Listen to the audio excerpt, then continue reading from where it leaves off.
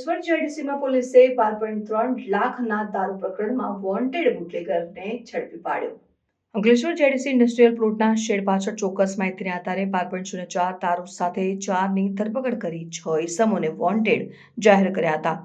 GIDC police ચોક્કસ માહિતીના આધારે સુરતના અથક બુટલેગરને ઝડપી પાડ્યો હતો. બનાવની વિગત અનુસાર ગત 1 જુલાઈ 2023ના રોજ Ankleshwar GIDC PI BN Sagar અને સ્ટાફને જીઆઈડીસીમાં આવેલા પ્લોટ નંબર 3608ના શેડની પાછળની દિવાલ અડીને સંતાડેલો દારૂનો જથ્થો ઝડપી પાડ્યો હતો. પોલીસે સ્થળ ઉપરથી દારૂની પેટી નંગ 219, નાની મોટી બોટલ નંગ 8820, કિંમત ₹10,51,200 અને બિયરની પેટીઓ નંગ 64 બોટલ નંગ 1536 મળીને કિંમત ₹1,53,600 મળીને કુલ ₹12,04,800નો મુદ્દામાલ જપ્ત કર્યો હતો. પોલીસે સ્થળ ઉપરથી સૈફ ઉર્ફે યશખાન, ગૌરાંગ જગદીશભાઈ પરમાર, નીરજ બાબુભાઈ રબારી, નીરજ રબારી તેઓ જેનું સગો ભાઈ મુકબધિર છે તેનું સની બાબુભાઈ રબારીને સ્થળ પરથી ઝડપી પાડ્યા હતા. જ્યારે છગન મેવાડા, પરેશ મારવાડી ઉર્ફે મહારાજ, જિગ્નેશ ઉર્ફે જીગો, કિરીટભાઈ પરીખ, રાજેન્દ્ર કુમાર હીરાભાઈ મિસ્ત્રી, ઉદ્દેશ ગોપાલ યાદવ અને એક બંધ બોડીની